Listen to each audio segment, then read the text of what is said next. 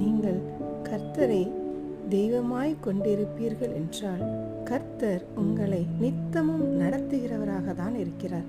உங்கள் வாழ்க்கையில் உள்ள எல்லா வறட்சியான பாதைகளையும் மாற்றி உங்கள் வாழ்க்கையில் நீர்ப்பாய்ச்சலான தோட்டத்தைப் போலவும் வற்றாத நீரூற்றைப் போலவும் மாற்றி உங்களை ஆசீர்வதிக்க வல்ல தேவனாக தான் நம் கர்த்தராகிய இயேசு கிறிஸ்து இருக்கிறார். நீங்கள் உங்கள் வாழ்க்கையில் செழிப்படைந்து கர்த்தரை துதித்து மகிழும்படியாக உங்களை ஆவிக்குரிய ஆசீர்வாதத்தினாலும் ஆசீர்வதிப்பார், இந்த பூமிக்குரிய ஆசீர்வாதத்தினாலும் ஆசீர்வதிப்பார்.